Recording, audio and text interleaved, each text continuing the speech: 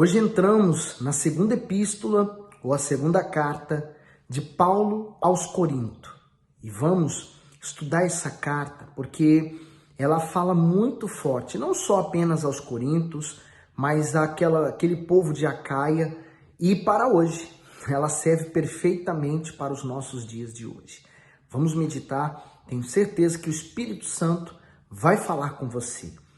Nós vamos ter, no total 13 capítulos. Então, é uma epístola pequenininha. Eu convido você a participar conosco nessa meditação. Todos os dias um capítulo vai enriquecer a sua fé de certeza. Vamos pedir a direção de Deus. Meu Senhor Jesus, hoje iniciamos essa epístola aos Coríntios. É a segunda. E eu peço que o Teu Espírito Santo venha nos guiar, nos orientar, nos dá a chance de ouvir a Tua voz através dessa palavra. Em nome de Jesus. Amém. No versículo 1, diz assim: Paulo, apóstolo de Jesus Cristo, pela vontade de Deus, e pelo irmão Timóteo, a igreja de Deus que está em Corinto, com todos os santos que estão em toda a Acaia. E o bispo Macedo escreve o seguinte: a igreja de Deus. Paulo destinou essa epístola não apenas aos coríntios, mas também aos membros da igreja em toda a região sul da Grécia, chamada Acaia.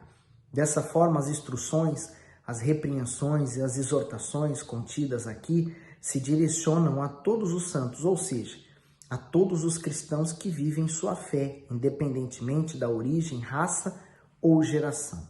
No 2, graças a vós e paz da parte de Deus nosso Pai e da do Senhor Jesus Cristo. Bendito seja o Deus e Pai de nosso Senhor Jesus Cristo, o Pai das misericórdias e o Deus de toda consolação, que nos consola em toda a nossa tribulação, para que também possamos consolar os que estiverem em alguma tribulação, com a consolação com que nós mesmos somos consolados por Deus. Que interessante, né? Veja que hoje muitas pessoas que antes eram, por exemplo, viciados, elas têm a condição espiritual de ajudar outros que estão vivendo no vício a saírem dele. Então, se eu sofro uma perseguição, uma injustiça, eu me torno apto a falar dela. Eu me torno em condições de falar de perdas, de perseguições, de difamações. Quando eu passo por isso, eu posso ajudar outros nessa mesma condição. O bispo Macedo até escreve assim: que nos consola. Todos enfrentamos lutas neste mundo, seja a pessoa convertida ao Senhor Jesus, seja incrédula. Mas se aqueles que não vivem a fé genuína desanimam por se sentirem fracos e sozinhos nos momentos difíceis, quem é de Deus ao enfrentar as aflições nunca fica desamparado. O Altíssimo não abandona seus servos nas angústias e nas tribulações, mas proporciona o refrigério da sua presença. As Escrituras concluem, então, que quando o justo enfrenta suas batalhas, além de ter a oportunidade de viver uma experiência pessoal com Deus, ele usa o seu testemunho para ajudar outros que sofrem situações semelhantes. Veja que em tudo o Senhor tem um propósito infinitamente grande. Ele age conosco assim como agiu com o seu Filho. O Senhor Jesus viveu todas as aflições como homem neste mundo e hoje nos compreende perfeitamente por isso. Ele está sempre disposto a nos redimir e socorrer. E continuando no 5, porque como as aflições de Cristo são abundantes em nós, assim também é abundante a nossa consolação por meio de Cristo. Mas se somos atribulados, é para a vossa consolação e salvação. Ou se somos consolados, para a vossa consolação e salvação. É a qual se opera suportando com paciência as mesmas aflições que nós também padecemos. E a nossa esperança acerca de vós é firme, sabendo que, como sois participantes das aflições, assim o sereis também da consolação. Porque não queremos, irmãos, que ignoreis a nossa tribulação que nos sobreveio na Ásia, pois que fomos sobremaneira agravados mais do que podíamos suportar, de modo tal que até da vida desesperamos. Olha que forte, né? Paulo sofreu algo tão terrível nessa situação da Ásia que foi além do que eles pudessem suportar. Na verdade, eles suportaram porque Deus dá força. O Bispo Macedo escreve o seguinte: tribulação. Todos os servos de Deus do passado enfrentaram aflições. Isso está registrado nas Escrituras para que convertido se familiarize com as lutas que os aguardam na sua jornada cristã. Crer no Senhor não torna a vida fácil, como muitos pensam. Pelo contrário, algumas vezes pode até ser mais árdua. Paulo relata que passou por tantas perseguições e problemas que em determinados momentos as situações estavam acima das suas forças físicas, mas não da sua força espiritual, concedida pelo Espírito Santo. Ele revela que o segredo para vencer está em não confiar em si mesmo, na sua sabedoria ou nos recursos humanos, mas totalmente na fidelidade de Deus. E continuando no 9, mas já em nós mesmos tínhamos a sentença da morte, para que não confiássemos em nós, mas em Deus que ressuscita os mortos, o qual nos livrou de tão grande morte e livra, em quem esperamos que também nos livrará ainda. Veja que forte, né? Você acha que você já foi livre alguma vez de alguma coisa que poderia estar para acontecer com você, mas aconteceu algo sobrenatural e você foi livre? Eu acredito que Deus já me livrou de tantas coisas que eu nem sequer sou capaz de imaginar. Eu fico imaginando quantas coisas que eu não vi e Deus então me livrou disso tudo. Olha, graças a Deus. E você também deve dar graças a Deus, porque eu tenho certeza que Ele já te livrou de tantas coisas. Aí ele continuando, ele diz assim, no 11, ajudando-nos também vós com orações por nós, para que pelo benefício que por muitas pessoas nos foi feita, por muitas também sejam dadas graças ao nosso respeito. Porque a nossa glória é esta, o testemunho da nossa consciência, de que com simplicidade e sinceridade de Deus, não com sabedoria carnal, mas na graça de Deus, temos vivido no mundo e de modo particular convosco. O testemunho da nossa consciência. É algo tão importante, né? A consciência, ela está limpa para que nós possamos ter uma comunhão limpa também com Deus, né? Não quando a pessoa não tem a sua consciência limpa, por qualquer que seja a razão, que maculou, sujou, que está tornando essa consciência impura, ela dificulta a sua comunicação com Deus. Então, às vezes a pessoa ela fica sem ter fé, sem força diante das suas orações por causa da sua consciência. E o Bispo Macedo escreve assim, o testemunho da consciência. Paulo era caluniado e reprovado pelo mundo, mas em nada se sentia condenado, pois era totalmente aprovado pelo Altíssimo. Quem lhe dava essa certeza era o testemunho íntimo da sua consciência. O Espírito Santo presta um serviço valioso para os nascidos de Deus. Ele aprova ou reprova mediante a conduta, as ações e as intenções de cada um. Portanto, aquele que se deixam conduzir pela sua luz e pela sua voz, desfrutarão da mesma alegria de Paulo. Então, não se preocupe com o que os outros pensam sobre você, mas sim com o que o Todo-Poderoso atesta sobre sua fé e sinceridade. Enquanto muitos dão tudo de si para serem aprovados pela sociedade, quem é salvo dá tudo de si para agradar o seu Senhor. Graças a Deus. Na parte B, né, a simplicidade e a sinceridade de Paulo lhe garantiam que ao ter suas intenções íntimas pesadas e avaliadas pelo Altíssimo, não seria rejeitado por ele. Por ser íntegro e transparente em seus objetivos, o apóstolo exteriorizava um comportamento irrepreensível e comprometido com os ensinamentos que propagava. Paulo não misturava sua fé a nada que pudesse contaminá-lo e não trazia dentro de si planos egoístas, obscuros e enganosos. A pessoa simples, transparente, transparece genuinidade e serenidade no seu proceder e não suscita receios ou complicações. em sua sinceridade, ainda que precise ser dura, revela suas boas intenções em ajudar com a verdade. Desse modo agrada não somente a Deus, mas também aos justos que convivem com ela. E aí, continuando no 13 agora, porque nenhuma outras coisas vos escrevemos, senão as que já sabeis ou também reconheceis, e espero que também até o fim as reconheceis. Como também já em parte reconhecestes em nós, que somos a vossa glória, como também vós sereis a nossa no dia do Senhor Jesus. E com esta confiança quis primeiro ir ter convosco, para que tivesseis uma segunda graça.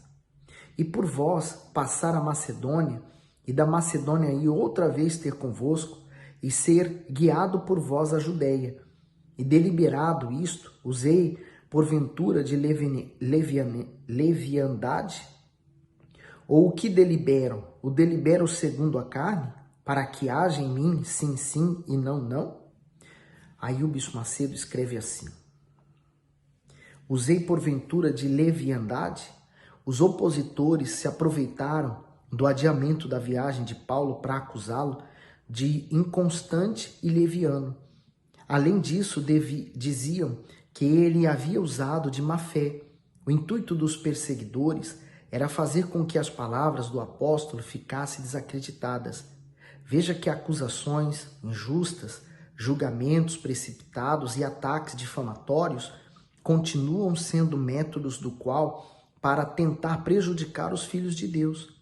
No entanto, diante das afrontas, guardar o coração, permanecer fiel e perseverar na fé garantem que aqueles que servem a Deus com sinceridade sejam honrados por Ele. Aí, continuando, ele diz: antes, como Deus é fiel, no 18, a nossa palavra para convosco não foi sim e não, porque o Filho de Deus, Jesus Cristo, que entre vós foi pregado por nós, isto é, por mim, Silvano e Timóteo, não foi sim e não, mas nele houve sim. Porque todas quantas promessas há de Deus são nele sim, e por ele o amém, para a glória de Deus por nós. Que forte esse versículo, não achou? Quer dizer, em todas as promessas, quando eu vou buscar a Deus, eu já tenho de Deus o sim naquilo que eu estou buscando. Então, seja qual for a promessa destinada à saúde, à família, ao financeiro, ao familiar, ao amoroso, ao espiritual, em todas elas eu já tenho o sim de Deus. Então, o que resta então para mim, para que eu venha tomar posse dessa promessa? Se da parte de Deus já está o sim, é eu crer nela. Então, a maior dificuldade do ser humano está no crer que aquela promessa ela vai se cumprir. O problema é quando o ser humano ele só olha para as circunstâncias, para o que ele está vivendo naquele momento, a condição em que ele está tendo naquele momento faz ele regredir na sua fé, não deixa ele avançar na sua crença, na sua fé, no que está escrito. Por isso que em Deus nós temos sempre o sim. O Bispo Macedo escreve assim: o amém. Todas as promessas contidas nas Sagradas Escrituras mostram que Deus está disposto a fazer pela humanidade. Sua palavra é digna de toda aceitação, pois é imutável e infalível. Aqueles que pela fé aguardam o cumprimento das promessas podem confiar plenamente, porque elas são incapazes de falhar. O Senhor Jesus é o sim de Deus e o amém para tudo que foi prometido. Isso significa que ele é perfeitamente fiel e verdadeiro. Não confunda o Senhor com o ser humano falho e instável, pois está escrito que Deus não é homem para mentir. Continuando no 21, mas o que nos confirma convosco em Cristo é o que nos ungiu, é Ele, o qual também nos selou e deu o penhor do Espírito em nossos corações. Por isso que o Espírito Santo é esse penhor. Penhor, você sabe que é uma garantia. Essa garantia eu deixo ela penhorada a fim de que ela seja uma garantia de que eu vou retornar para poder então resgatar aquilo que é meu. Então, o Espírito Santo, ele é o penhor do Senhor Jesus deixado como garantia de que na volta dele vai nos achar aqui selados com o Espírito Santo, com esse selo, e na volta nós vamos ser resgatados com ele. Você não pode esquecer que nós fomos comprados por sangue. O sangue do Senhor Jesus que foi derramado na cruz, ele nos comprou do pecado, da morte, do diabo. Então ele deixa o Espírito Santo como forma de penhor, de garantia para que nós não venhamos nos perder. O Bispo Macedo escreve: confirmação, unção e selo divino. Deus não apenas chama seus filhos, como também confirma que pertencemos a ele. Essa certeza nos é dada mediante a atuação conjunta da Trindade Divina. Isto é, quando o ser humano se entrega sem reservas ao Senhor Jesus, ele conduz ao Criador. O Deus Pai, por sua vez, o unge para si com o seu azeite, que é o Espírito Santo. A expressão ungir era usada somente para reis, sacerdotes e profetas que tinham óleo derramado sobre a cabeça a fim de serem capacitados para os propósitos de Deus. Esse termo também foi empregado ao Messias para designar que ele era separado e consagrado para o mais alto propósito divino, resgatar e redimir a humanidade do pecado. A partir de então, separado para o Altíssimo, o homem recebe o selo dele, ou seja, o seu selo, o Espírito Santo dentro de si. Essa marca impossibilita qualquer engano, pois prova que ele se tornou propriedade de Deus e um autêntico filho seu. Essa é uma forma mais sublime que o Pai tem de assegurar herança espiritual, proteção e segurança aos seus filhos para todo sempre. É muito, muito, mas muito forte mesmo. Nós somos comprados e aqueles que já receberam esse Espírito sobre si, eles têm a garantia, o penhor de Deus sobre eles. No 23, invoco, porém, a Deus por testemunha sobre a minha alma, que para vos poupar não tenho até agora ido a Corinto. Não que tenhamos domínio sobre a vossa fé, mas porque somos cooperadores do vosso gozo. Porque pela fé estáis em pé, graças a Deus. Você continua meditando nessas palavras, se você quiser voltar um pouquinho, meditar um pouquinho mais sobre isso, reflete. Agora que nós meditamos, qual é o segredo? É você guardar essas palavras e continuar ainda pensando nelas, por exemplo, essa questão do penhor, Onde nós usamos, por exemplo, no nosso dia a dia, uma pessoa que está em falta de dinheiro e ela tem um bem com um certo valor, o que ela faz? Ela vai até uma loja de penhores, então ela penhora aquele objeto ou aquela coisa de valor e ela retira dali um valor. Mas se ela quiser resgatar aquilo que ela deixou, então ela tem que voltar àquele lugar, devolver o dinheiro que ela pegou emprestado e retomar o que é seu. Assim somos nós. Nós fomos comprados, mas fomos deixados no mundo, não fomos retirados dele. Então nós temos que estar aqui ainda. E o que nós encontramos nesse mundo? O que você encontra nesse mundo? A perversidade do ser humano, aliada com o diabo, torna o mundo como ele está. Então, para conseguirmos viver neste mundo, é preciso ter esse Espírito Santo em nós. Então, quando você começa a refletir assim, olha quanta coisa vai vindo, Então, pensa nas coisas de Deus, se entrega a elas. Eu tenho certeza que o Espírito Santo, ele vai continuar falando com você depois dessa meditação. Tá ligado? Sejam todos abençoados.